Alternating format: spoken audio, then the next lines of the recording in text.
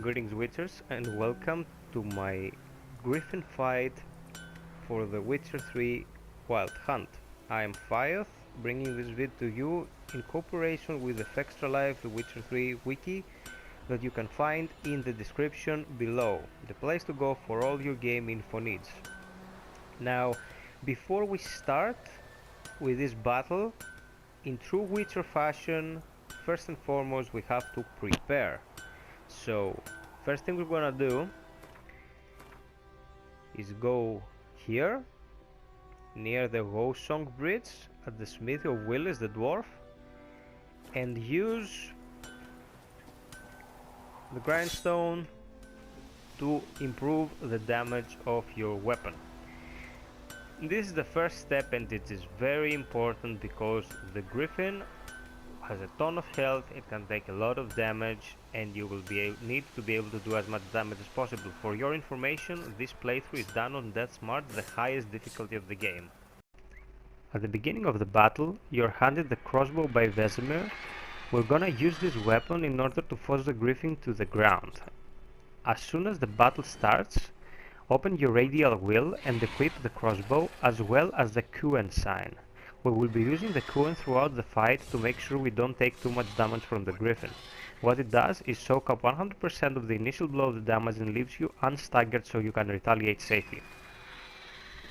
The Griffin is very aggressive, and as you can see, it glances me with its wing, but due to the Quen I take no damage. You pull out your crossbow and attack it with the R1 or right bumper when it tries to dive on you.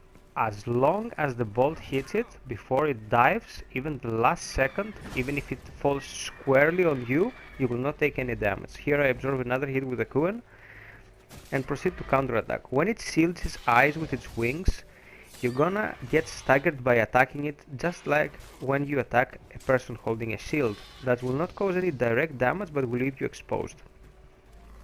When you go low on health, make sure you use a swallow, and when you see a weakness in the enemy's defense or he is exposed, use Thunderbolt to maximize your damage.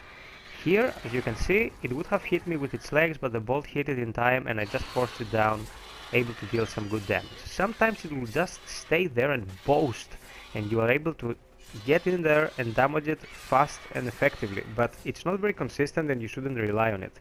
When it's below 50%, it will try to trail off and avoid confrontation. Here you must summon roads and follow it as fast as possible. Using your Witcher senses, as the tutorial will let you know, allows you not only to see where it has gone, but also to hear it. So Geralt will be able to pinpoint its location by trailing the blood and listening to its woes. It's a short distance to cover with a horse, it will just take you a moment.